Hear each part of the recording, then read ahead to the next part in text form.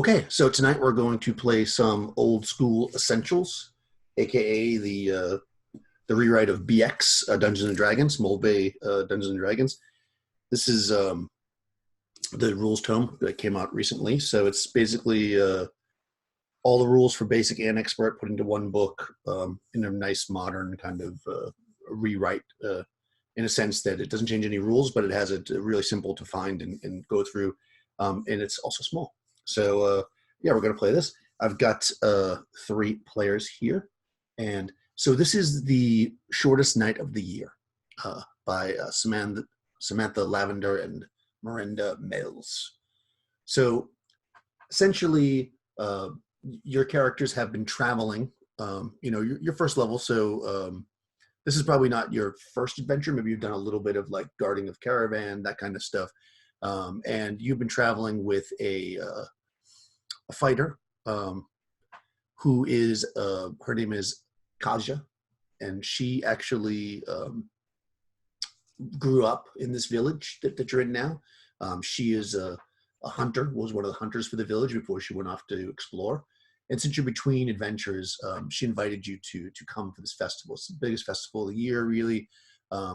This small village is kind of surrounded, if you will, by dense forest. Even to get to the village from kind of the main trade routes, it's about a couple hours of walking through paths and stuff. So while it's not, it's not like a completely worn down. I mean, it's a nice place, but it's definitely doesn't get the feel of a city. It's definitely a village, and everybody has brought their tables from their homes out into the middle square there by the well, and set up like long tables with all kinds of food. And there's a stage erected, and there's music playing, and there's even box text, which I like boxes. I'll read the box text. It is midsummer in the mountains, and the sun has already disappeared behind the western peaks. As the evening stretches long and warm in the dying golden light, the Midsummer Festival has begun in the village of Afonwen. That's where you are. Long wooden tables crowd the village square, hanging lines of ribbons and fire baskets. There are people everywhere, carrying platters of food, arranging chairs, serving drinks, chasing children as they run laughing through the chaos. A low wooden stage has been set up on the green for dancing, and several musicians are already tuning their instruments. An assortment of mouth-watering smells waft from the open windows and doors of the grassy roofed homes nearby. And as the bright purple dust falls on the shortest night of the year, everyone is welcome to eat. So you're there. You arrived yesterday, we'll say, so you've been helping set up. You're kind of relaxing, healing up. You see there's lots of stuff going on. You haven't met everybody by far, but you can see there's various games. People are telling stories. There's food. So I'll go around to each of your characters. You can let me know. The players. You can do your introduction of your character and let me know what you're thinking here as you're kind of settling in to get a bit of a rest. So I'll start with Tony.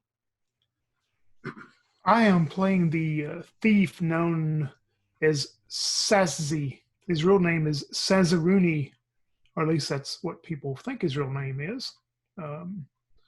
He's kind of a short, stocky guy, about 5'6" or 5'7". Being stocky, you would think he's fairly strength bound, but he's really not. He has a health condition that has weakened some of his muscles, but he's very dexterous, moving well. He's not a handsome fella, but he's not ugly either. But usually his reactions to stuff kind of put him off to people as far as his charismatic ability. He's armed with a light crossbow, a dagger, and a short sword, wearing this leather armor and these high boots.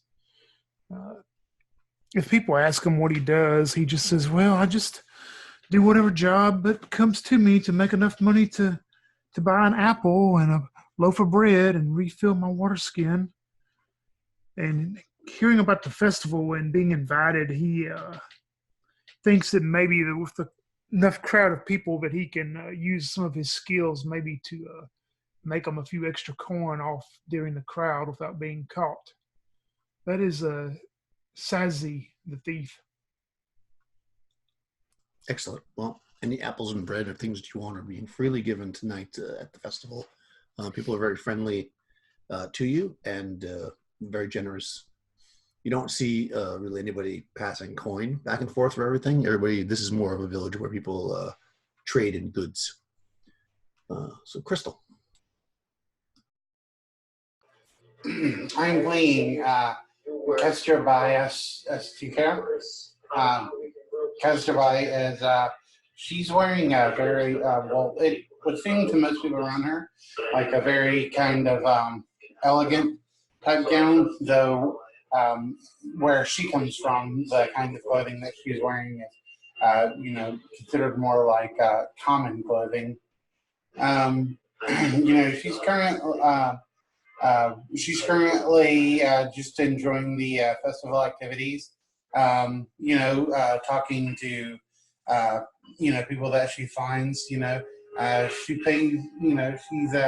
enjoying some of the festival games that they have and such. Having a wonderful time.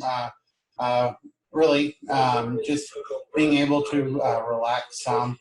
Normally, her job, of course, involves a lot of adrenaline and wearing heavy plates of armor. But tonight she's able to relax. And at the current moment, she has this caramel apple. She's eating with the stick shoved through the bottom, and she's just talking about how delicious it is, and everything. And yeah, she's just having a wonderful time. That's Excellent.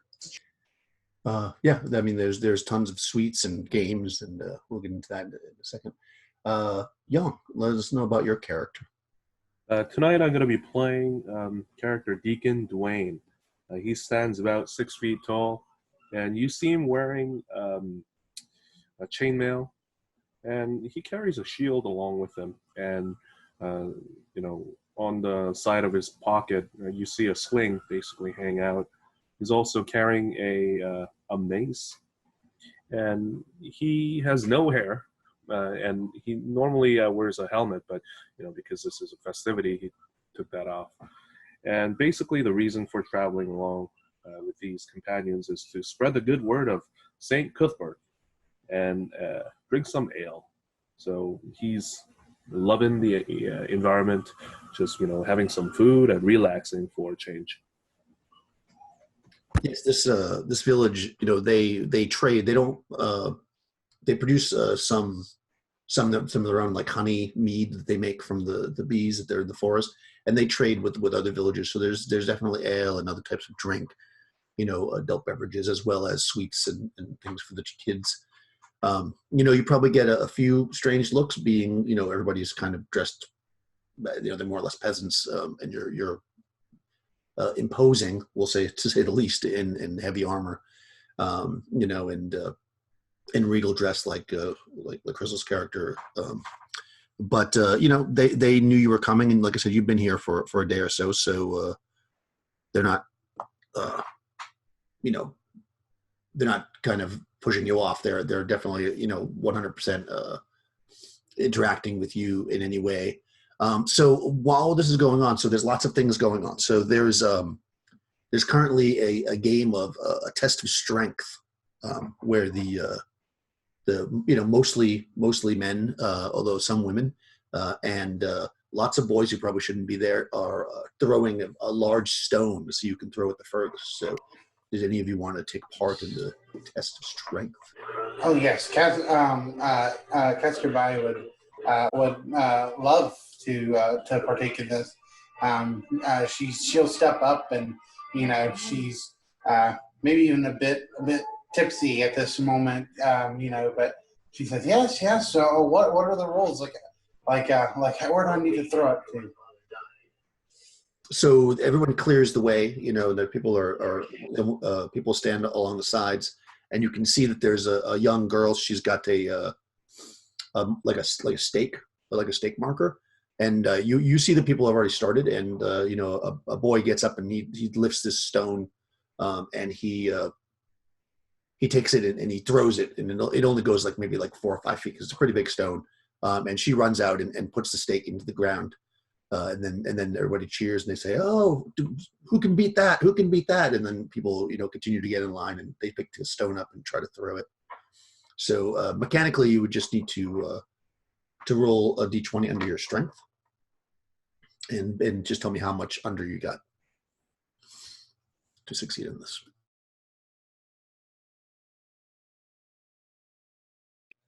I rolled a 7, and my strength is a 16. Oh, well, yeah. Wow. Okay. Let me just see what the best villager did.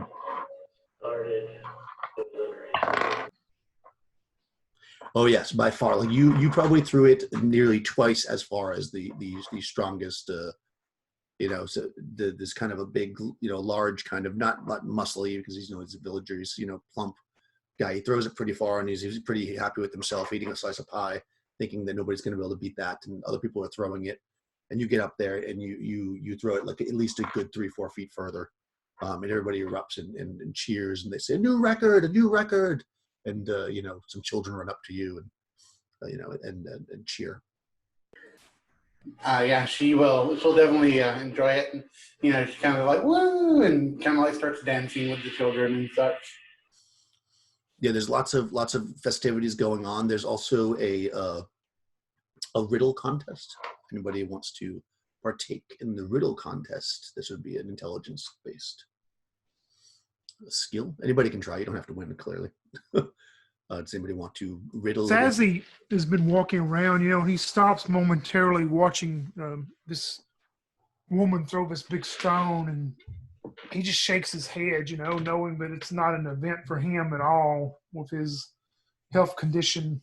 And he keeps walking, and when he hears the call about some type of riddle or something, he thinks, well, I could try that. I mean, it's something I need to practice on in case I run across these things in the future with my job. So he walks up and, kind of crosses his arms, and is he listening in to what you have to do for it?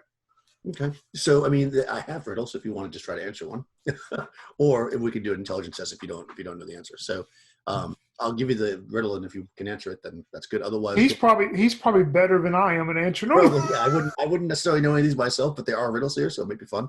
So I'll just read one to you. The old man leans forward and he says, "What goes through a door but never comes in or out?" Sazzy stands there. He still has his arms crossed, and he's thinking. Okay, so you can try under your int if you don't actually have a guess. Nope, I really don't. So I'll roll intelligence. Oh man, I rolled over 14 out of 11. Oh, all right, yeah, it's maybe somebody else yells out the answer before you can come up with something. And everybody starts. Then the answer is a keyhole. Yeah, and he doesn't unfold his arms. He just looks down at the ground at hearing someone else finally come up with the answer, and he just walks off without saying anything, seeming almost kind of defeated about it. And he just walks around. Now he's looking, even though that he hasn't seen many people use coins to purchase stuff, and most of it's been, such of a free festival. He's just walking over and looking along the ground. If he sees any loose coins or anything, of course he'll stop and pick them up. But he feels a little defeated right now as he's walking along. Yeah. You don't necessarily see any coins being on the ground at this moment. Like I said, they don't really use them so much here. But you do come across a and Young, obviously you can interact with this as well. There's a dart throwing competition, which would be a test of dexterity. If anyone wants to do that. And what else is going on here? There's also a sing. If somebody wants to sing a song, it's a charisma test. Deacon Dwayne goes up to the singing contest. Okay. So yeah, they're all everybody's singing. They're asking basically, sing a song we haven't heard, and entertain us. So everybody's kind of going up there and giving their best. But a lot of the villagers, of course, have heard the songs of the other villagers, so they're definitely looking for something fresh. So you just want to roll a d20 and get under your charisma to see how your song goes over. Ooh, 2. And my charisma is, I believe, 11. Hold on. Yeah, 11. Oh wow. Okay, yeah. So you get up there and you sing something that they've never heard before, and they're into it. And he's actually singing the hymn of Saint Cuthbert. He's like singing, Saint Cuthbert, he's my savior.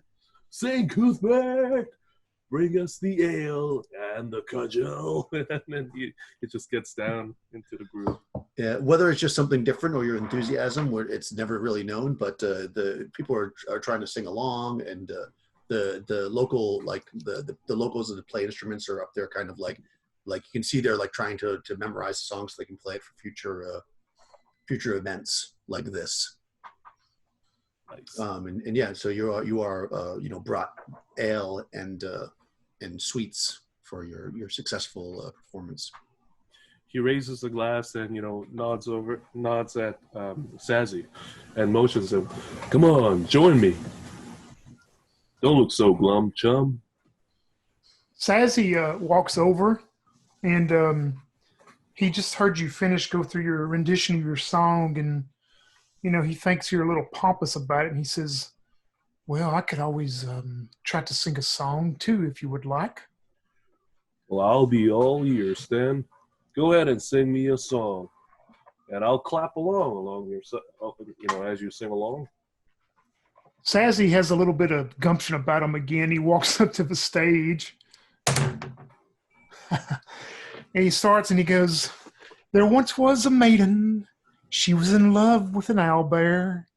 She looked at him and she said, my, that is the biggest beak I've ever seen. He rolled a 9 out of a 5 charisma. Yeah, parents start to cover the children's ears and pull them away from as the crowd slowly gets smaller around the stage. But there's a couple of drunk guys that are totally into it.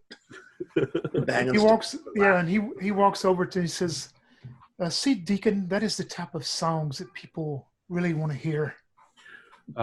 Deacon blushes, and he says, well, I don't mind hearing about it either. And he offers you a mug of ale. Oh, no. I've got to keep my senses about me. I don't try to drink, especially at these things. Everybody has to keep their senses about them. There may be another song need sung later. So as you guys are discussing, Kasia, the hunter, approaches your group, and she kind of like puts a hand up to wave for Kestabari to come over as well. And she kind of pulls you guys off to the side, and she says, I hope you're having a good time, and I hate to disturb you. I know that we're here to rest, and I invited you to rest, but it seems that 2 of the young girls have gone missing. We think that other girls have, we had to pull it from them a little bit, but they said that these girls were speaking of going to the forest and looking for the blooming fern. It's a legend really, but it's supposed to be a way to concoct a love potion. So it looks like, young girls. But would you mind helping us search? I don't want to get everybody nervous. And well, there ain't no doubt about it. I ain't gonna just sit around here and drink while girls are gone missing. Well, now my first question would be this: do you have any owlbears that live in the forest? I don't think so. Okay, well, good, because if they just heard the song I sung, they would probably go in search of one. But yes, I'm like the good deacon here, and also Castor here. I will be glad to see what we can do to assist you.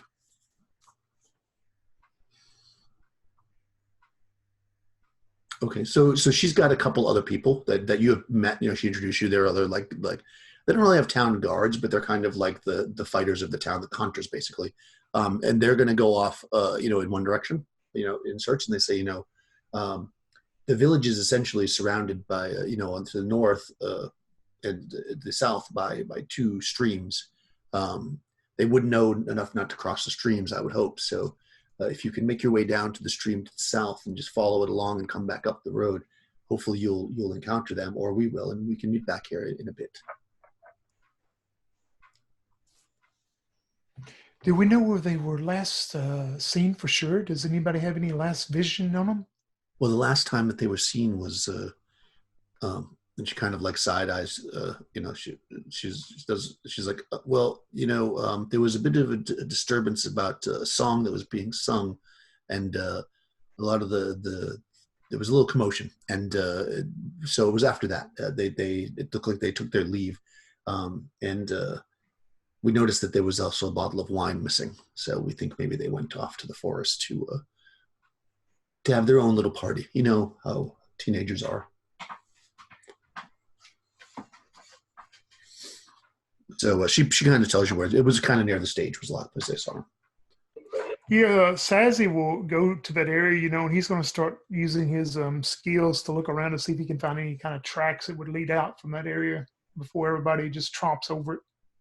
Okay. So just to be clear, are we in armor or not? Like, do we have to go get our armor? I mean, I'm assuming. I don't know. The cleric is in armor. If you want to be at a party in armor, you can certainly be in armor. But they're not. See, I don't think I would have been. So that's the thing. I mean, you can get your armor or not get your armor. They just think the girls are lost in the woods. If you take time, Deacon was carrying everybody's, everyone's pack basically. He was the party pooper of the group, so he hands you your pack and says, "Will, like I said." Okay, so you were carrying 790 coins worth of weight. Whoa, that's how much my stuff weighs.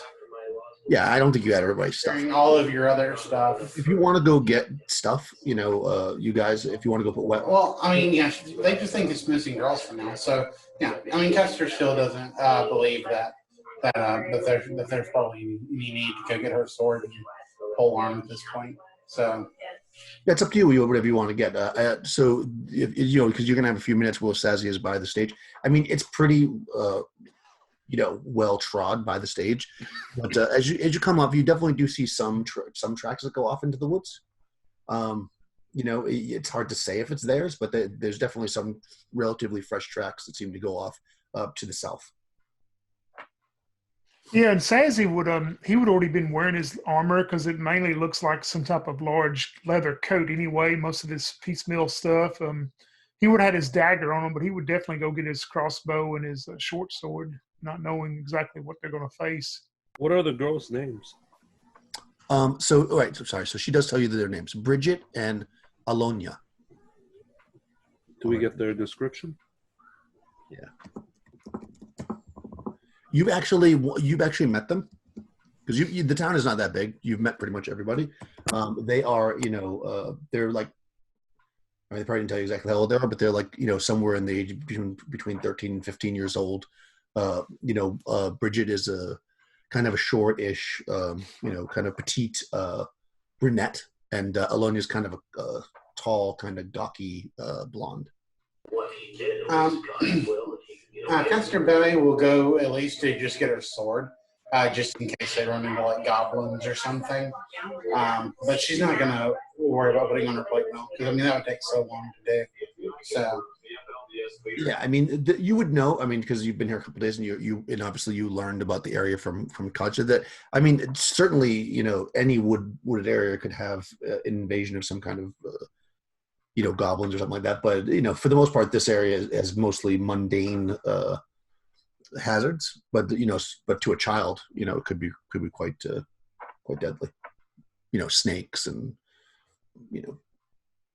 deer, stuff like that.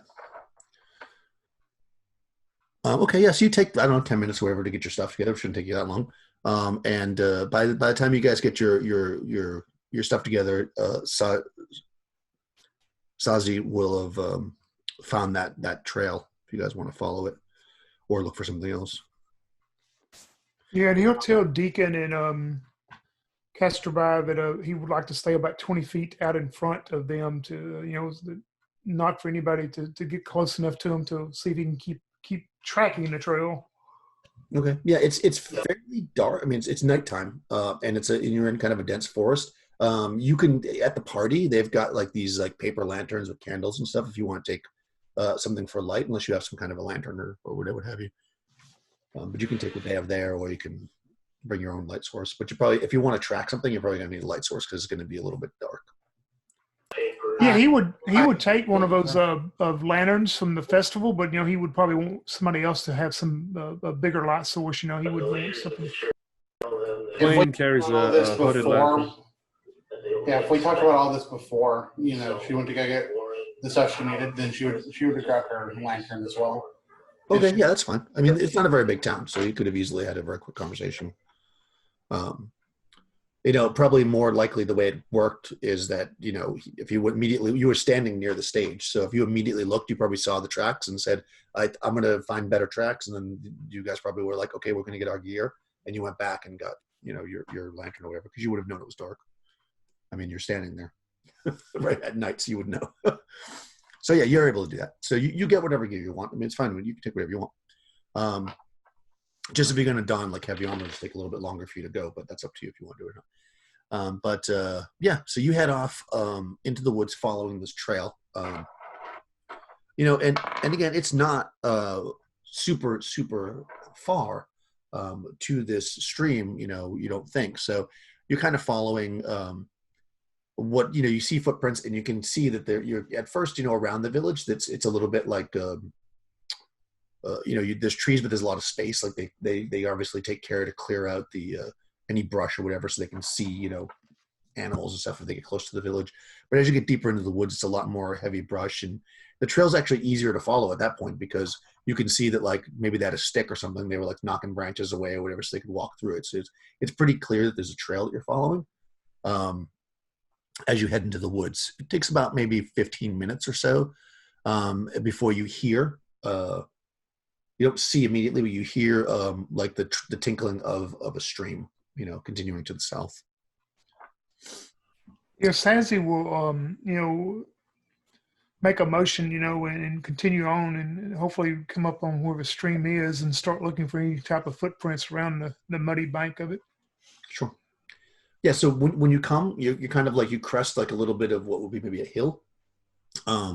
And it's actually a very quick drop off. I mean, you're not running or anything, so clearly you don't fall down, but you can see that it drops maybe like 7 or 8 feet. It's not a direct fall. I mean, you could get down it if you like crawled. And you actually see the two girls. There's like a pool here where the stream has kind of pooled together into a decent sized pool. And they're kind of on, I guess, the shore of it, you would say. It's like almost like a steep drop, and then there's like a bit of like a beach, for lack of a better word, like a rocky beach, and then it goes into the water. They're both laying on the beachy area. They look to be very wet. You're just catching them in a bit of your light. But of course, it's a little bit brighter there because with the pool there's no trees directly overhead. So yeah, you can see that they look to be laying on the dirt basically, and they look to be wet. Yeah, Sansi will immediately yell out to them, "Girls, beautiful girls, you have your mothers and your fathers and your friends and your companions worried about you in the village. Thankfully, we have found you quickly. We must return and let everyone know that you are safe. Deacon, Casterby, I have found them. Come forth." He's yelling. He's not being quiet. He's yelling all this out. Yeah, and Dwayne is running toward them, and he's yelling out, "Bridget, Alonia, you guys all right?" Yes, you guys get to the edge, and you look down. You see them. They haven't moved at all. Like they haven't stirred even a little bit from your yelling. Well, I would be approaching them too, as I'm talking to them, like not running, but just kind of since I'm first, I'd be walking towards them as I've yelled it out. Yeah, you can like scurry down that embankment. Again, it's not, if it's there. Like if you were running, you might have fallen off of it, but like if you're walking, you can just like slide down a bit. And yeah, you walk up to them and you can see for sure now with your little paper lantern that they're definitely wet. Like they're soaking wet. I mean, it's warm out, but they're soaking wet, and their faces are actually down. And as you go close, you can see their eyes are closed, and maybe you even shake one of them. They don't move at all. They seem to be alive. Brother Deacon, I believe they've succumbed to the water. I need your assistance. And I'm yelling back at Deacon. Yeah, he rushes up to them and says, "Oh, by St. Cuthbert, what on earth is happening here?" And he grabs one of the girls and tries to bring her back. Shakes her and says, Go ahead and since you're magical, you're even though you don't have spells yet, you have some training in magic. Make a D20 roll under your intelligence. "Oh man, yep, it's under. Okay. It's over by one." Oh, over. Okay. Yeah. Yeah, I mean, you've never seen anything like this before, but it's clear that they're alive. I mean, you can. They're a little bit cold because they're wet, and just laying there. But it's warm and it's the summer, so they seem to be breathing shallowly, shallow breathing, but they're not waking up at all when you call them. What's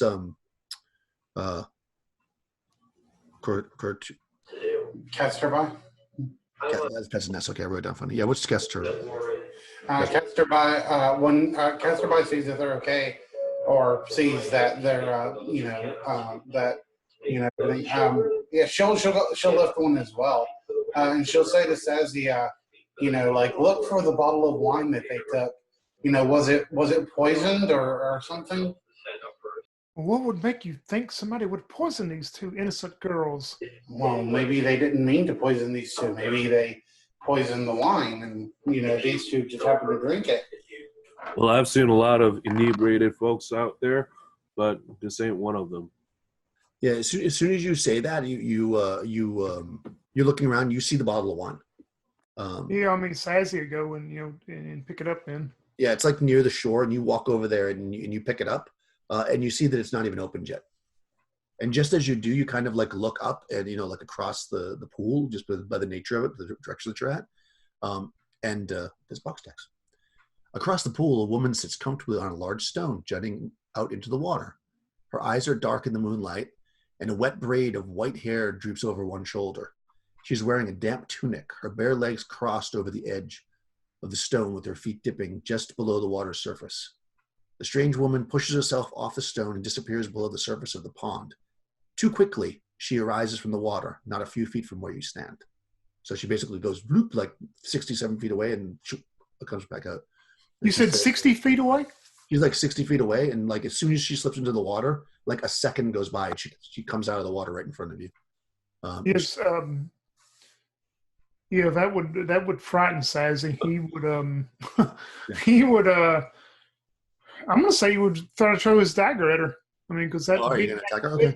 And her 60 feet away and just boom that quick. I mean, something's wrong. So okay, roll initiative. There's a D6. It's group initiative, so D6. 5. Yeah, you go first.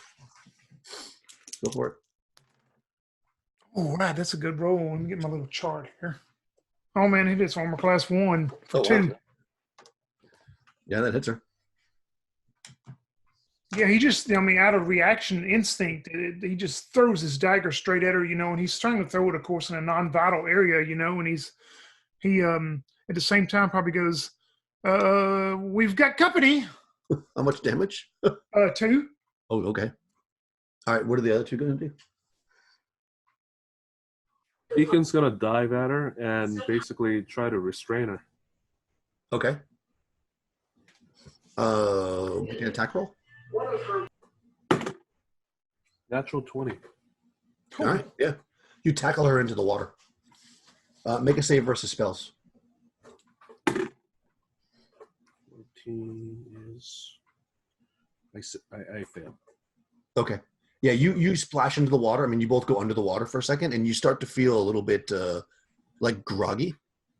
And you're currently under the water, and you can't move. So you see them go under the water. Castorby. I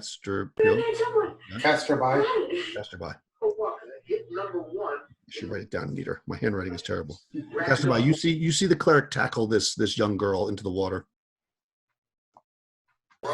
And they don't come back up immediately, clearly, because it's all happening at once. Okay. I mean, I think her mind's going to be on these girls right now. So, I think she's going to try and pick the girls up and, at the very least, move them further up the hill. Okay, yeah. So you're dragging the girls up, and so I got a quick question, Daniel. Just for not that I'm going to try to do anything, but just to clarify, Deacon, are you wearing like real heavy armor when you go you guys in the get water? chainmail. Yeah. Yeah, Chainmail. Okay. Yeah, he sinks right to the bottom. They go down. Yeah. The pool is clearly deeper than it. Like it's shallow right at the edge, but it clearly drops off to a pretty deep pool. And he knocks her back, and they go down. Like you don't see him at all. A few seconds later, or a second later, basically on her turn, about 20 feet further back, she comes up out of the water. You can see that she's bleeding. Let's say you got her in like the arm or something. Your dagger is not there because it obviously fell in the water. And she says, they will not wake. They will not wake. Few can withstand the enchantment of my pool. And she kind of looks and she says, you may call me Rasulka, for that is what I am. And you see now that she's kind of like, it's weird. Like the water only seems to be like up to like her ankles, but it's clearly way deeper than that. Like she's basically standing almost on the water, but not quite. And she's about 20 or so feet away from you. Deacon is under the water. What do you want to do? So he's never serviced. Okay.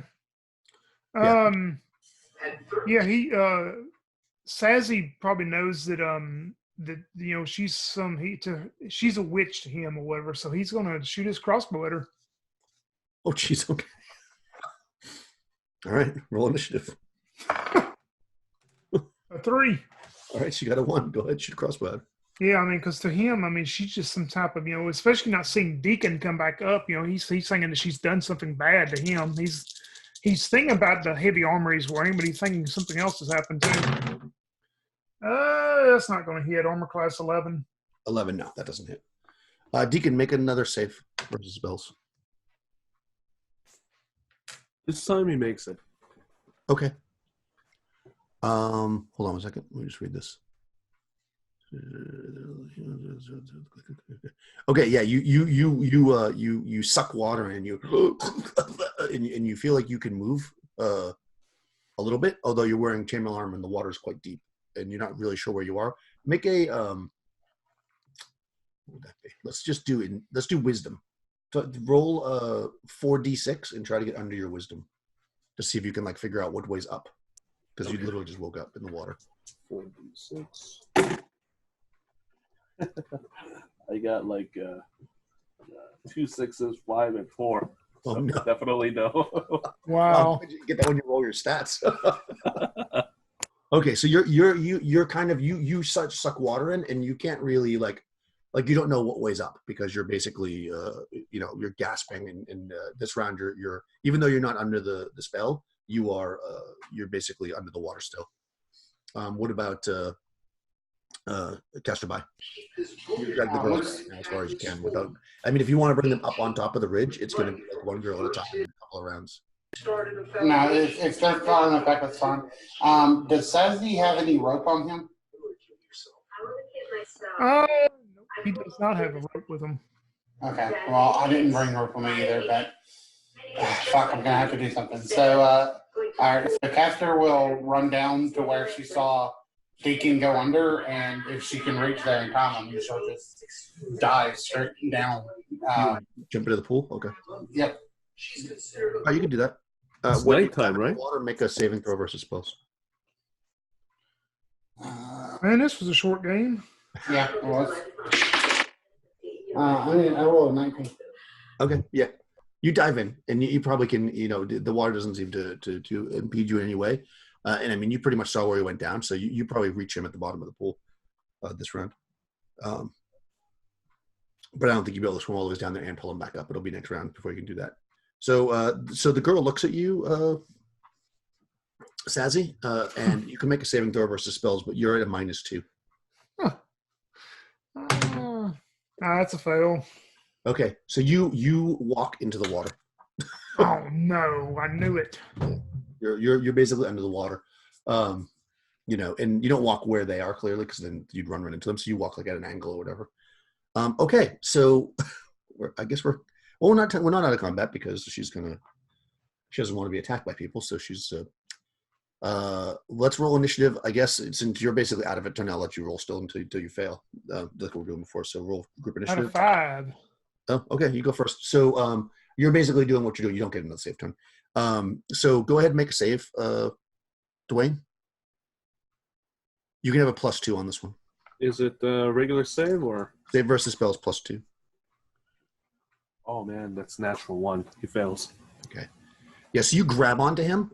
It seemed like he was like struggling, and then he goes limp. Caster by. Okay. Well, if he gets limp, she's just going to start with all her might trying to pull him back up to the surface. Okay, make a save versus spells. Any plus or minus? No, you're just straight. And I'm gonna roll a 6. A 6? Okay, you basically start to pass out into the water. Oh, great. Fantastic. Well, it's going positively for her, so she does nothing. All right, next round. I guess I'm not going to bother roll initiative. Go ahead and make a saving throw. If you don't make it, Young, your character is basically, you're screwed. So I suggest you make it. Come on, dice. Oh, I rolled 9, so he failed. Okay, and Caster by, you can make a save as well.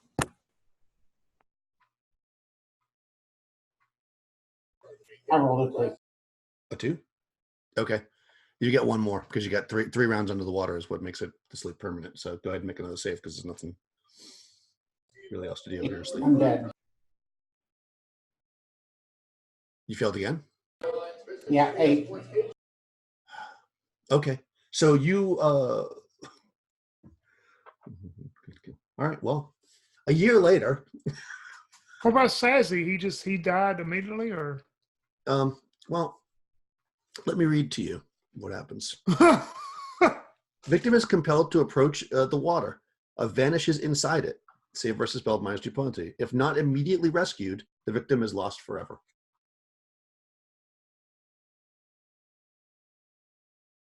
Okay. So, as you guys are approaching the new party, you see this this young girl pulling, two people. One currently, we'll say they're pulling the heavily armored, chainmailed fighter out of the water. She's bleeding. You see actually a couple of other young girls there on the shore, and also another female. I guess she had a sword, or the character had like a sword on her belt or whatever. So as you kind of crest we'll say you're on the other side of the stream. You weren't at the party, so you have no idea what's going on. But you see this going on, and when you're just traveling through the woods. So she sees she's maybe like 60 feet away, and you see her dragging the body, and she looks and she says, she immediately raises up her hand. She says, I mean no harm. And you can see her edging her way back towards the water. She's barefoot, she's wet. And go ahead and introduce your characters as you murder hobo this girl, Tony.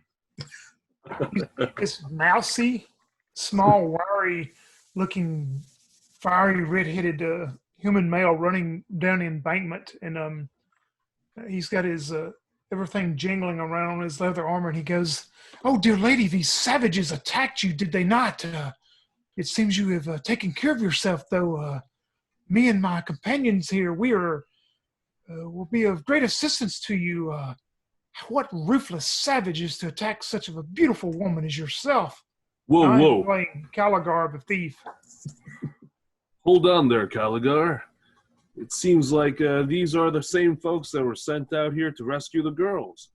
And what about those? No. We don't know nothing about that. You know nothing about that. I got you. Right. You're coming from the other direction. You just see this going on.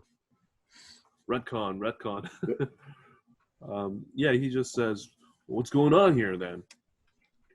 So she looks with wide eyes. Go ahead. Sorry.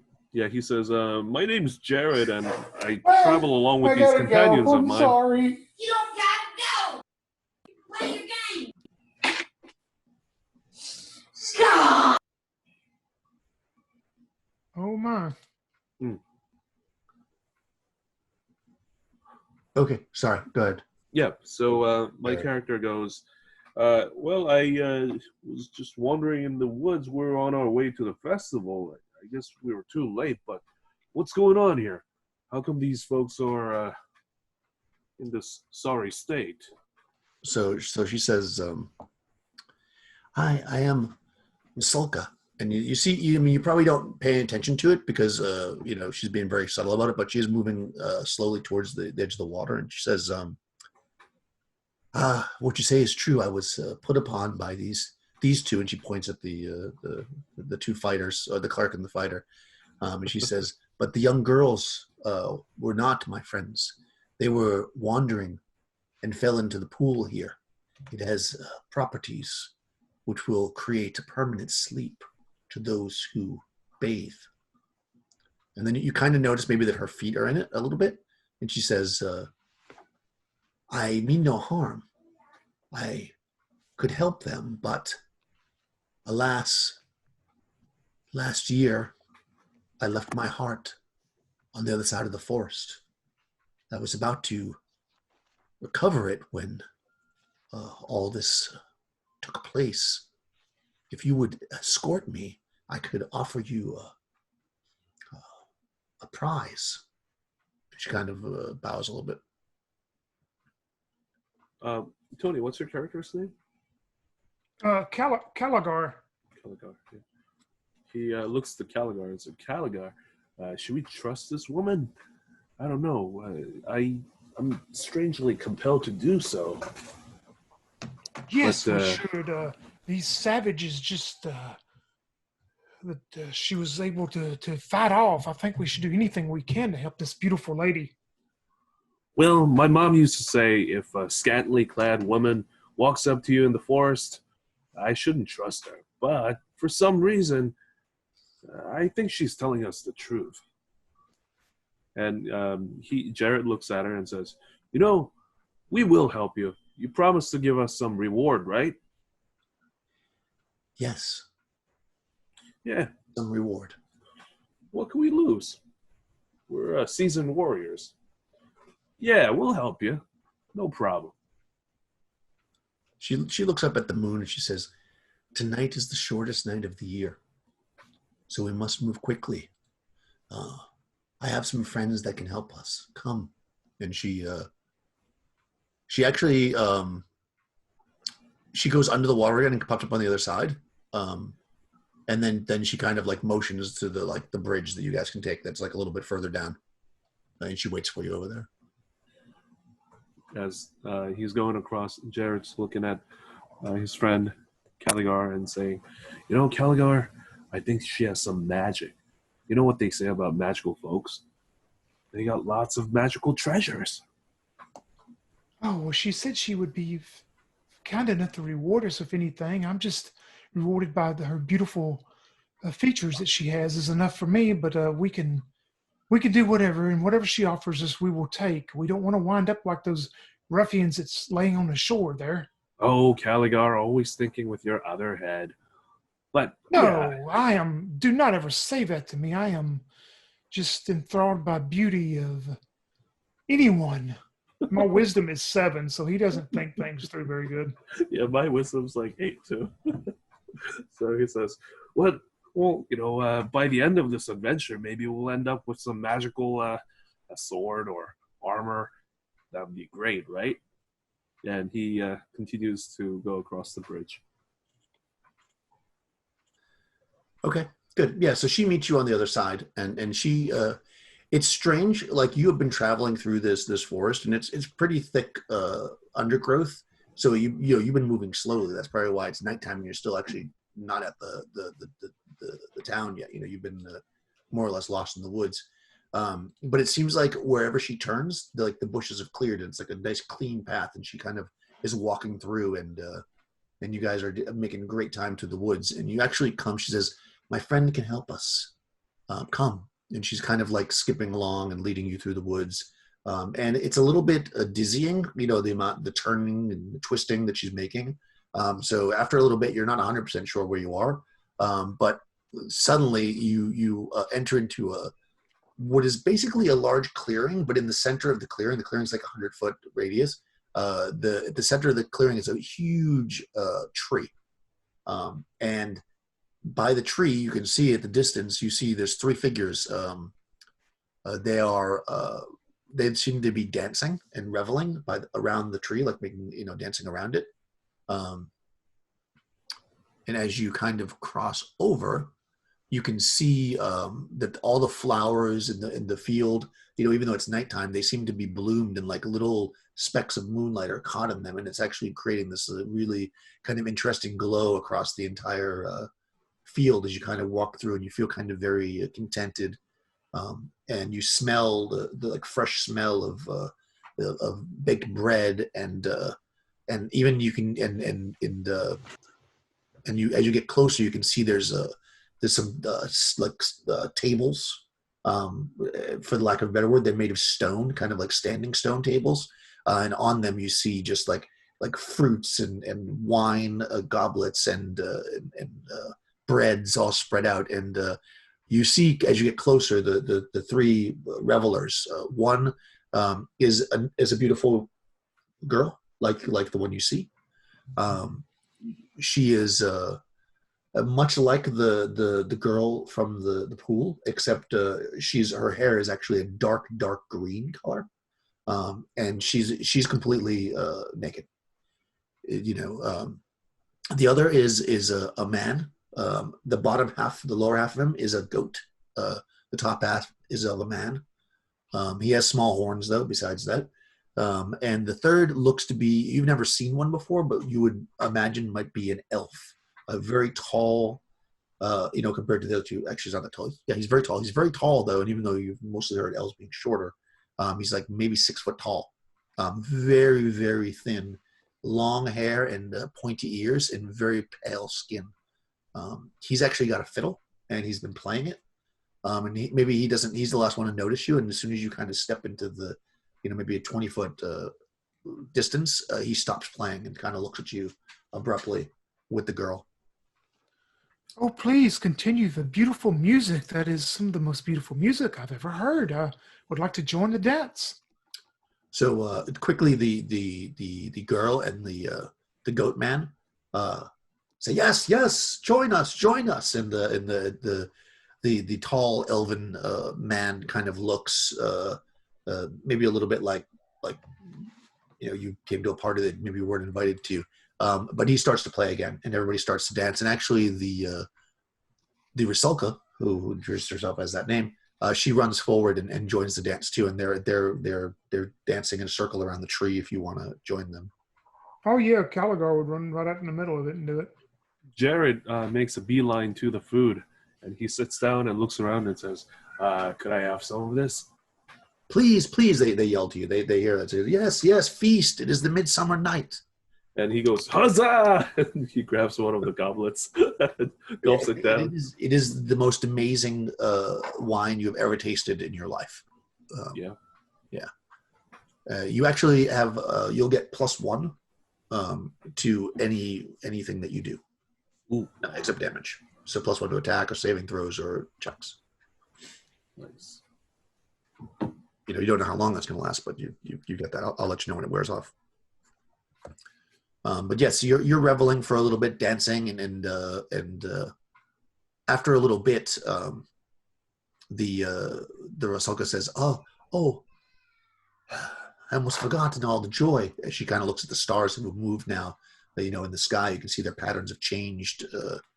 She says, "I must ask your help to move across the forest with speed." And the other, the young girl, the naked one with the green hair, she says, "Oh yes, I could send you to my sister's meadow across the way." And they start talking about that. The goat man grabs some of the goblets of wine and brings it to Caligar. He says, "Please drink with us. Spend the night." Yes. Yeah, Caligar just grab it and just drink it down fast. Yeah, so you also get the +1. All right. The only one who doesn't seem super thrilled for you to be there is the elven guy. He kind of steps back a little bit and watches you, and then he says, "It is nice that you've taken of our hospitality, but as you know, one should bring gifts as well as take them.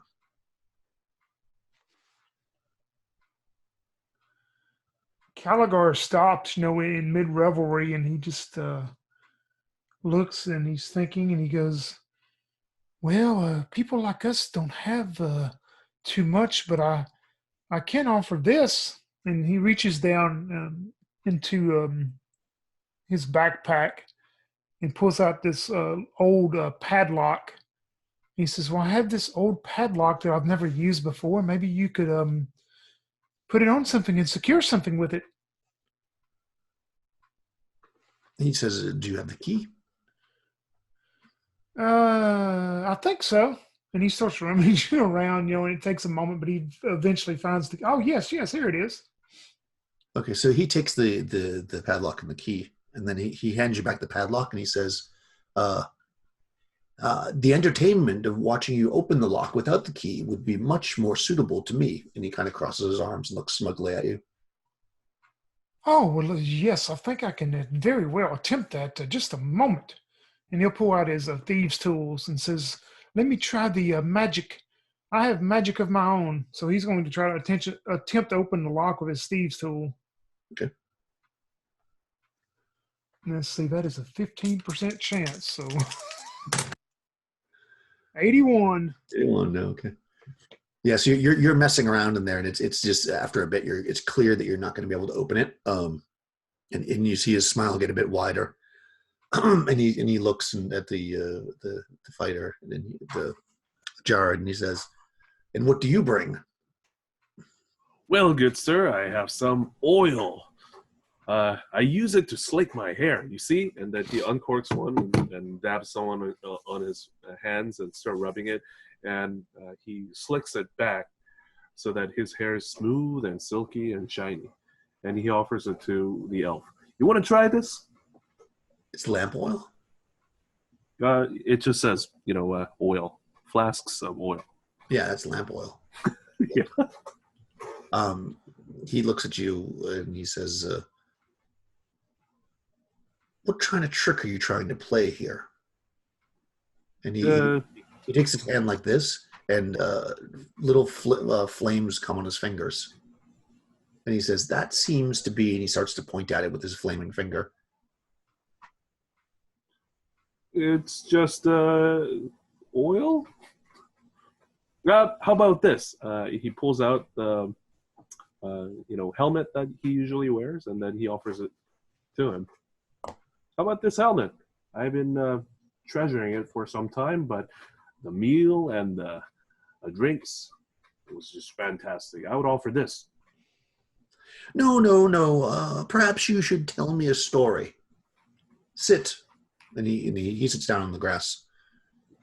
You can see now that the two females are kind of like they look like they're anxious to get going, but they don't dare interrupt with this guy.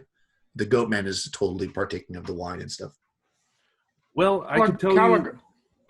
Okay. Caligar looks and he says, "Tell him the story about that time we were in that little town and you and the mayor's wife went to the barn and, you found you tell the story." "Oh, boy, that's a great one." And then he goes into the nitty-gritty detail of this, tirade. Tourist, yeah. So he says, "Well, we were in this town one time and, looking for jobs. That's what we do, And I find this one beautiful lady. She's about twice my size, but she was still very beautiful in the face. So I went up to her, introduced myself, and she says, 'You know what? Why don't we get to know each other a little better?' And one thing led to another. We drank a little bit, and then eventually she offered me to take me to the barn, and and then he just goes on and on and on and on. And finally he says, and the mayor found us, and he started chasing us with a pitchfork, and got a bunch of other townsfolk to chase us, and oh boy, all those crossbows that we had to dodge. Wasn't that something, Caligar? See, I told you it was a wonderful story. Yeah, I'm sorry. I mean, but Caligas still has a bit of a scar on his shoulder. But we were able to find some help for him. All right, so he roll a d6. 3.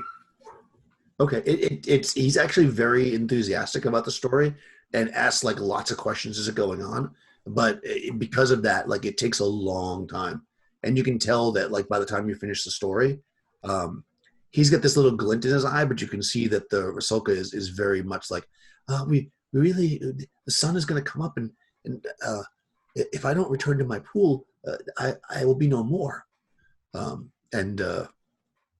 and at that, he kind of the elf kind of gives in and says, "Okay, you mortals always have such interesting stories that I like to hear. You're welcome back anytime if you can find us again."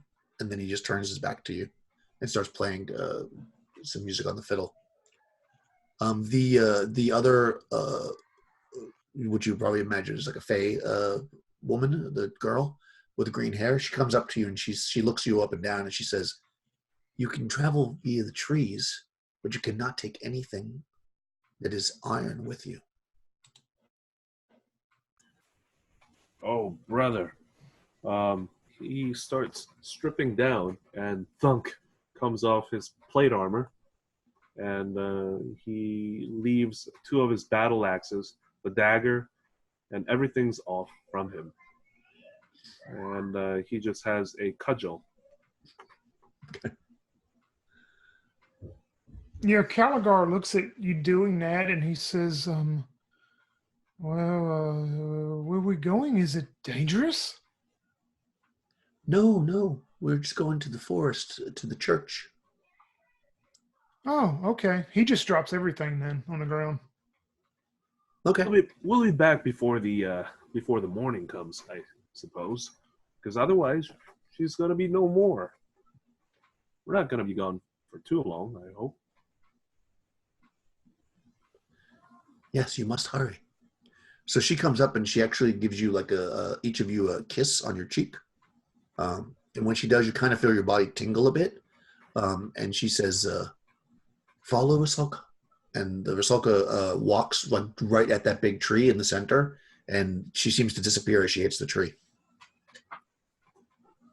Caligar looks over and he goes, "Wow." And he takes off running to the tree because he wants to beat his companion there. Okay. Yeah, you run at the tree and like you think you're going to run into it, and then shoop, gone. Ah, darn it, Caligar, not again! You beat me. And then he dives into the tree. Yeah, so you guys come running out the other side of the tree, and you're in almost an identical field. You see a girl. She's basically almost the twin of what you had seen, but with her, there's kind of a very, very tall green creature, maybe 11 feet tall, and he seems to have mushrooms and stuff growing on his skin, and he's eating, from a similar table like what you guys had. And there's a very, very tiny, like 1 foot tall creature flying around, with this fake creature, and they welcome you on the other side. And the Rusalka says, "We'd like to stay and visit, but I must get my heart back." And she kind of waves to the other the girl there, who doesn't seem to stop you as you head off. And follows through the woods.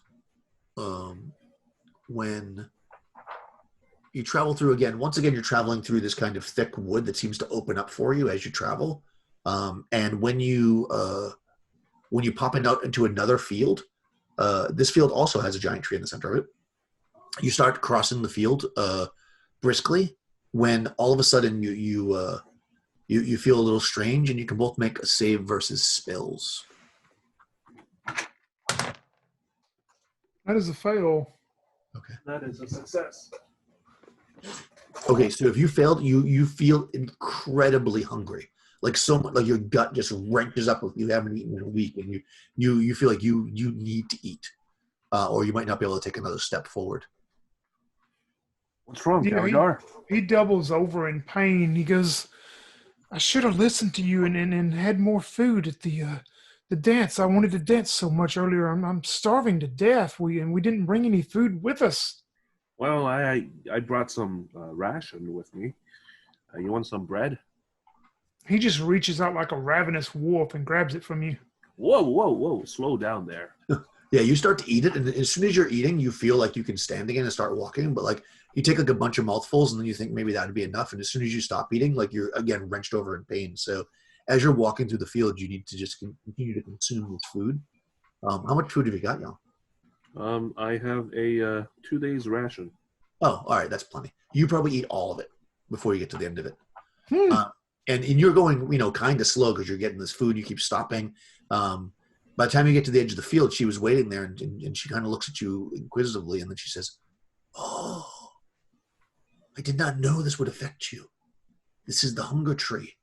We must avoid it on the way back." And then she kind of smiles and then shoots off through the woods.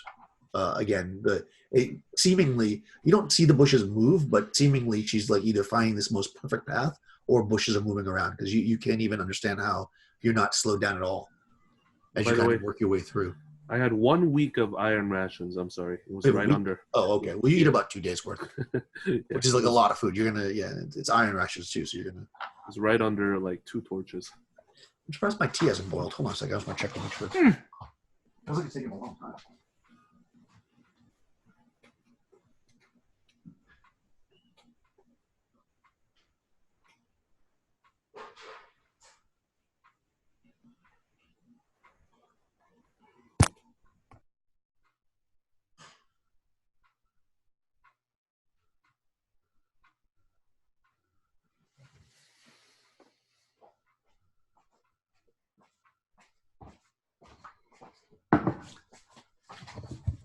Yeah, the little top had popped up, so it wasn't whistling. I think wow. I didn't put it down tight enough. Good thing I was paying attention. So yeah, you make your way through, and you can myself.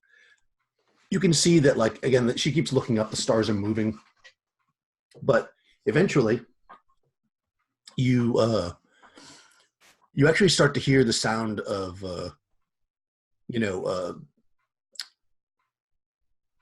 what you think might be civilization, which is a little bit weird to you probably. And as you're skirting it, you even see maybe a little bit through the bits of woods, you can actually see like torches and stuff. Like it looks like maybe there's some kind of a town. But she stays a decent distance away from it and brings you kind of a circling around it. And you pop up into what was probably a clearing, but right now is surrounded by lots and lots of like smaller trees that are maybe like somewhere in the vicinity of like 10 years old. So not very big trees, but compared to what you've been crossing. And as you come into this area, you see there's a building. There appears to be maybe a church. It is mostly made of stone, but it's partially crumbling. You can see it has a tower. Crystal's back. You see kind of,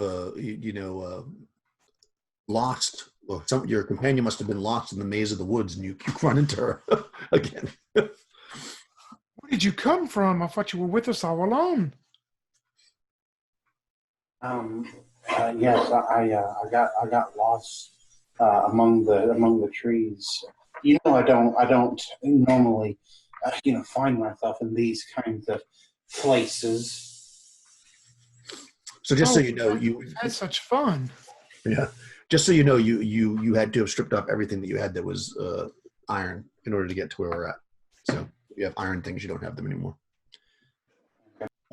So as you're kind of coming into this area, so it looks like this was a church, quite old because it's, like I said, there's at least 10 years worth of tree growth here, which is like, along with all the bushes and stuff that are around it.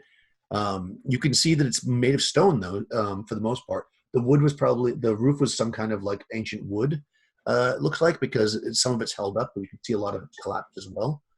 There is, you can actually tell, so you're looking at this thing, it's maybe like 60, 70 feet away from you. And as you're kind of approaching it, you kind of step over what was probably some kind of an old ancient wall that's fallen down. And as soon as she steps over it, she falls to the ground. And she looks up at you, and her eyes are wide, and she says, "Oh, the consecration of the church is preventing me from walking." Yeah, Caligar runs up to her, and tries to help her up. Okay. Yeah. What's your strength? 8. Oh, okay. Yeah, you realize that you could probably help her get up, but she can't. Like, it's almost like her legs are paralyzed, so you almost have to like drag her. Your magic user now with magic missile. Oh, okay. So you're not a fighter. I lost the link I had, but I just made a new Okay. real quick. Cool. All right, that's cool. All right. So yeah, you don't think you could bring her by yourself, but she's like, with my heart, I would have strength to move, but without it. And she kind of looks to the sky, and you can see, like, just through the trees, you can see actually that like the stars have moved a lot. Like, you think like it's getting nearer to dawn than you would probably feel comfortable with. So you're not strong enough to move by yourself. What do you want us to do then to get your heart back? So she looks at the other characters. She says, I just need more help. We need a combined strength of 16, basically, to move her. Yeah, Jared just runs over and helps her up as well. Okay. Yeah, I mean, if you have a 16 strength, then you can do move her yourself. Otherwise, it takes 2 people. Got 14 strength. Okay, perfect. Yeah. So you help her, and she says, "Thank you." And as you're kind of moving through what is, I guess, the church yard in a sense, but now of course it's full of trees. You move around to the front, and there's stairs going up, stone stairs. There's large doors that look like they have beautiful stained glass. You see that there's a but they've been like rotted off the hinges, so they've kind of like fallen in a bit. So you could kind of, you don't have to. I mean, if you pull them, you'll knock the door over, but you could probably squeeze through if you want. And of course, the interior of the church is completely dark.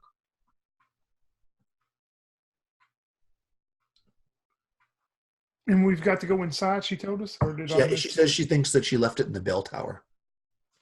Yeah, Caligar would just walk up to the front door and he says, well, okay, let's go. And, he's not thinking of any type of danger. She hadn't really said anything about danger, has she? No, she didn't say anything about danger. So, yeah, he'll just open the front door. Jared lights up one of the 2 torches that he carries. Okay, yeah, you light it up, and as you kind of like go through this, you pull aside the door a little bit, and you look in. It's basically a large space where it looks like there was probably an altar to the front. Unfortunately, it looks like it's been looted, or maybe whoever stopped using the church took their stuff, because you don't see any beautiful like paintings. You don't see any golden chalices or anything on the altar.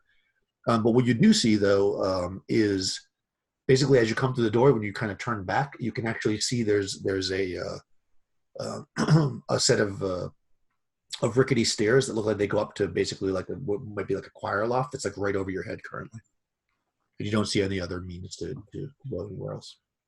Caligar looks back at his big companion and he goes, I don't think the stairs will hold you. I think you should let me and Christine go up the stairs. You stay here. You're too heavy to walk them up. I'm not that fat, but Well, I didn't say you were fat. I'm just saying you're just too heavy. You're just too heavy. Well, if you say so, I'll just stay down here. And then he flexes and feels his own muscles and says, "Yeah, I'm pretty heavy, darn heavy." Now, come on, Christine. This is a job for us. Do you have at least How many times have I had to tell you, don't tell me what to do? And she pulls her hair back and begins to lead the way upstairs. So your strength is at least 8, right? Christine? 11. Okay, perfect. Yeah. So the 2 of you are able to kind of like put her between you, and you're kind of like carrying her up the stairs. And yeah, they are definitely rickety. When you get to the top, there's a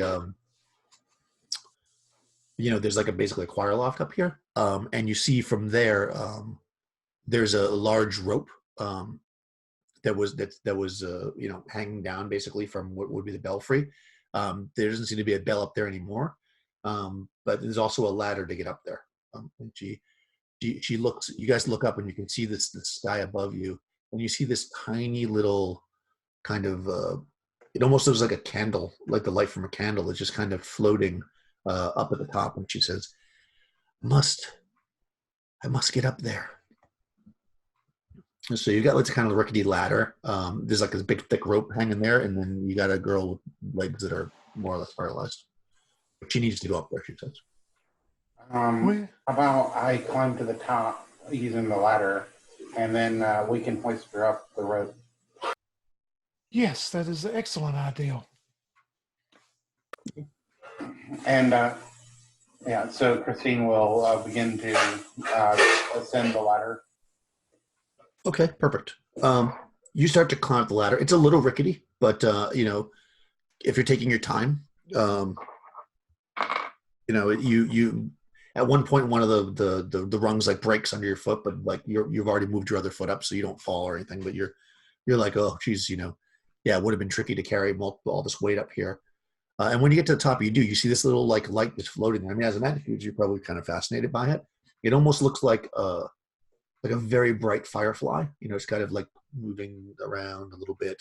And it seems to be, as you stare at it, it seems to be shifting color. It's very bright, so it kind of just looks white because it's so bright in the dark. But as you kind of stare at it more and your eyes adjust, you can see it's almost like rotating through the various colors of the rainbow. It's like very slowly changing. And yeah, and you see this big thick rope up here that's like kind of just tied to where they must have removed the bell, you know, and they just tied the rope onto it. So, all right, so the rope is tied up to like a pillar or something, basically? Yeah, it's tied up to where the bell would have been. Okay, so yeah, she'll like go to where the rope is, and you know, she kind of wiggles it and says, you know, I'm here, to let them know that, you know, she's gotten over to the rope safely. Mm-hmm. Okay. Yeah, I mean, what do you want to do with the rope? I guess the idea was to tie it around the girl and then hoist her up. Oh. Okay, so you're tying the rope around her, Gilbert? Oh yeah, I'm sorry. I don't know, my mind was gone for a moment. Yeah, when she drops it down there, I would take it and secure it around her waist and now hold on tight. My friend will help you up there. Okay. Yeah, I mean, to pull her up, you try, you know, you start to pull her up a bit, but you know, just to pull a rope straight up is not easy, and you're not strong enough to do it by yourself. You definitely need both of you to do it. Oh my God! Can I try to like use climb surfaces to get up there, or would that be? Oh yeah, you could do that. Yeah, instead of using the ladder, that'd probably be smart. Jared, 26 out of 87. Nice. Jared asks the Rusalka, well, you said that. But you're at the bottom. You're not there. Are you yelling? Are you yelling from? He's yelling. You know, you said that the consecration of the church is making you weak, right? I think so. Could we do something to remove that? Draw a holy picture on one of the holy symbols or something? I don't think that's a good idea. I would not want to destroy the holiness of the space. Well, what you say is right, I suppose. Okay, carry on. He just yells from downstairs. Okay, so yeah, fearing that the ladder is a little bit weak, Gilbert, like Spider-Man, starts to, you know, I mean, it's made out of stone. This is a tower, so you're able to, you know, grab the stone and climb your way up. Yeah, you know, he's trying to impress her anyway by doing these things. So yeah, he scurries on up the best he can. Caligar does. Yeah, it's pretty impressive. So you climb up. I mean, that's a pretty damn good success. All right, so your combined strength is what? Oh, I got a 7 strength. 7. I mean, I'm sorry, 8. Yeah. I have an 11, so it's 19 total. Okay, so roll a d20 and roll equal to or under your strength total, Crystal, to see if you get her up there and not drop her. Okay. Well, that makes our combined strength a 19, right? That's right. Okay, so I just have to not roll a 20. Roll a 20, yeah. You just jinxed it. 17. It was awfully close. It was not easy to get her up here, but you probably, especially close to the top, you know, it's like to get her up over the ledge is pretty difficult. But you're able to you know, this rope is big and thick too. You get her up here, and she's kind of sitting on the edge. Well, the thing is that like Christine secretly likes the little thief in our group. So like she knows how impressive it was for him to get up that rope. So she like purposely let it slip a few times to like, to like throw her off, and like and she yells like stop making the rope slip, stop it, you're so weak. Well, I am. I'm not as strong as our friend downstairs, but at least I'm not too big to get up here. Okay, so you guys get yes, you get her up to the top, and she sits on the edge, and she kind of raises her hands, in like a cup fashion, and that little mote of light kind of floats down into her hands, and she closes her hands like this, and you think for a second like there's a soft glow around her whole body, and then she looks at you and she says, "Thank you. My heart has been returned." And then roll a d6. Everybody, don't roll a 1. Both of us? Yep. To see if any floors get all the way stand up there. A 4? Okay. 6. Okay, yeah, no, it's totally fine. So you guys either, however you want to get down, you can go back down the ladder. You can go down against the rope if you wanted to. You could climb down again. Oh, he's going to climb down for sure. Okay. How are you going down, Crystal? Christine will head down the ladder again. Okay. Yeah, it's totally fine. I mean, that was like the one rung that was bad that you hit the first time, so you know to avoid it this time, and you're able to get down. She also takes the ladder, and she's walking totally fine now, and she gets down to the area where she walks basically to all the ways out the church with you guys, and she looks up at the stars and she says, "We'll need to hurry. I can bring you back to the way we came if you need to recover your gear. But I don't know that I have time to stop there. So you'll be in the forest. You'll need to find me again. Or you can just come with me now." Well, I left everything I own there, and I don't know. I won't have enough. Well, I won't have any money. I left everything there. And he did. Caligar left everything. All he's got right now is his clothing. Okay. She says, "Okay, I will bring you there. You must find me. I need to be at my water to give you my gift." And Well, then yes, we can definitely find our way back to the stream, surely. Hey, Caligar, how about we split up? I go with her to get our reward, and you could secure our stuff at that tree. the reward individually. You're not. Caligar looks over at Christine, at him saying that, and he looks back at you and he goes, "No, we're all going to be there. Yeah, we may be friends, but we're not that good of friends." Yeah. Look, I know you're not the brightest crayon in the box, but it's never a good idea to split the party. What is a crayon? Yeah, I'm not sure. Peasants like you wouldn't understand. Well, that's assuming Evidently too not. much. But let's go. Yes, we're wasting time. Let's go. We've got to get our gear back and get our reward and go dance with the elf again. Yes. She says, "Come with me." And she actually doesn't walk back the way you came. Like, she actually goes the other way, which probably is a little bit weird. But you walk like no more than like 5 minutes, and you're in that field where they're having the party. And she says, "Quickly, get your gear, and we'll meet you back." And you see that she starts to go. Is the party still going on? Yep. Oh, well, Caligar grabbed his gear and like grabbed some of the food again because he's still probably kind of feeling famished, even though that's wore off. Yeah, you definitely can do that. And they say that elven guy is still kind of side eyeing you, but the girl with the green hair seems to have taken a liking to you.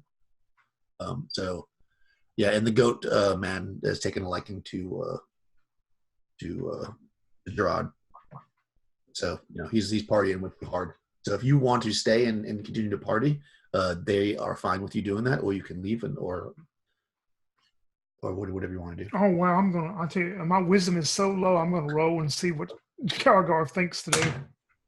He'll actually think of the girl we're helping. He goes, well, we would like to continue to dance and party and drink and partake of your food, but I think we better do everything. We'll be back though. Don't you agree, friends? And he looks towards his two companions.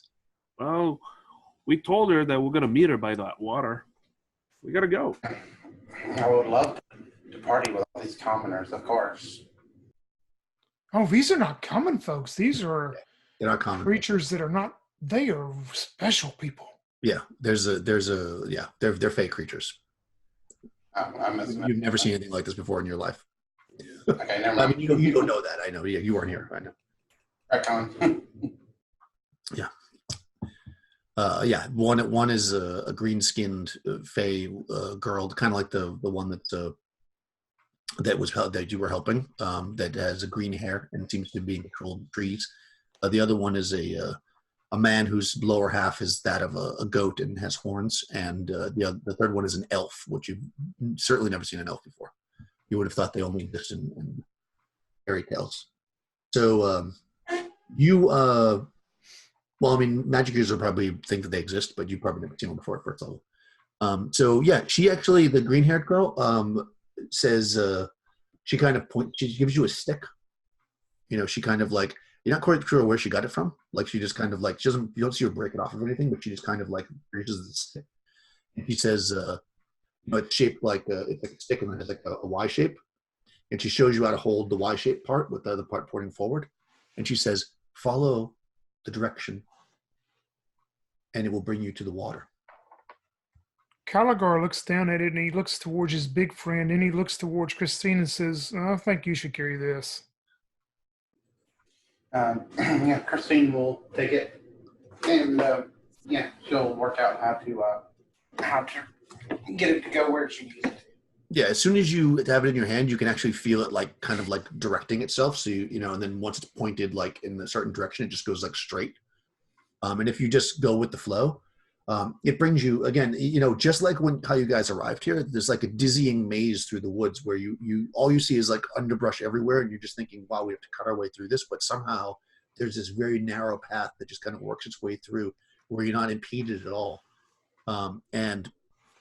You actually start to see the sun starting to come up as you kind of pop out of the woods near that bridge where the water was, and as you look down, towards the pool, you can see your friend sitting on the rock like when you first met her. She slides into the water and pops back up the other side next to the bodies that are on the shore, and she reaches her hand out for you to come this way. Jared runs. He runs to get there. Christine's going to put that stick away for later. She might need it again. Oh, that's that. I'm like, why is there food here? I was reading the wrong one. I'm like, there should be food here. Okay, so she looks at you and she says, she leans forward and she touches the two young girls who awaken immediately. They look like fully rested. And then she says, I don't know how these others will react. So I will awaken them when no one is around. So she leaves the two warriors. And she says to you, our deal is done. You each receive a bit of my heart and a bit of my luck. And she kind of reaches her hand out towards you, and then you feel your body gets a little bit warm. And she has granted you with fairy luck, which will allow you to automatically pass a saving throw that you fail one time. And she says, the village is this way. And she points to the village. She says, they probably reveled all night, and maybe there's some food for you. It seems you have a mighty hunger. She looks at the, Aligar. And then she kind of slips back into the water, and under she goes. And as she goes under the water, you see her. You see another man under there. He's got like an apron around his waist, and he's like dusting and stuff. And she says to him, "You must learn not to use violence as your main means of communication. Hopefully, staying with me for the 101 years will teach you that." And that's it. That's how it ends. So what do you guys do? Well, how does it end? We'll do it, Tony. How does this end for Caligar? Yeah, Caligar looks under the stream, and sees the, he probably would recognize just from the nature of it. It appears that this was another thief at one time that is down there working in her kitchens. And he says, "I've never just understood why people always have to do violence to things. I mean, people want to be violent with me, and they want to be violent with my friend when he takes the mayor's wife out to the barn. I don't understand these things. I just want to go back and dance with the beautiful green-skinned woman." And he looks towards Christine and says, "Where's that forked branch you had? We need to find our way back and go and dance and dance and dance." And he's going to go back and dance with the Fae. That's the end of Caligar. How about Jared? Jared, he, as Caligar mentions that he wants to go dancing, Jared looks at him and says, "You just had 2 days worth of my rations and more food by the time that we got to that tree. And look at your belly. It's about, I don't know, foot out of your normal position. And you still want to go eat and dance?" Oh boy. All right. I got to go, guys. Okay. And how about Christine, who missed much of the adventure by being lost in the woods? What happens with Christine? Christine, when Caligar mentions he wants to go back and dance with the Fae and everything, and dance and dance and dance, she says, "Oh, the stick, it broke, unfortunately, as soon as we got out," and she will like toss it into the river so that he can't make his way back. And she says, "Darn, that's just too bad. Tell you what, that festival they seem to be having some kind of party up the hill there. I'll let you win me a prize. Come." Well, if you toss it and you tell him it's broke and then you toss it right in front of him, he's going to try to jump out and grab it. Did you toss it in front of him, or did you toss it when you first got back to the water? No, I would say like when he's like, "Oh, dance and dance and dance," like before he realizes it. She like. All right, so we'll give you, let's say, a saving throw? Okay, all right. sure. Let's try a saving throw to catch it. And Which if you one? fail, I think usually breath weapon is used for that kind of stuff. You can modify it with your dex bonus if you have one. Oh, yeah, I got a +2 dex. Oh, man, nope. I rolled a 5. All right, yeah. You reach to grab it, and you realize that if you were to extend your fingers further, you'd go splashing into the water, and you know that's not a good thing. So I guess he looks at Christine and he goes, "Well, fine, you go on and play with the humans, the people like us, the commoners. I'm going to dance with the Fae." And he takes off going to hopefully try to look and find the Fae again. He's in search of the Fae as the sun comes up. And you probably never see him again. Yes, later there's inside that giant tree, there's a young redheaded man with an apron. Yep. Okay, excellent. Let's stop that.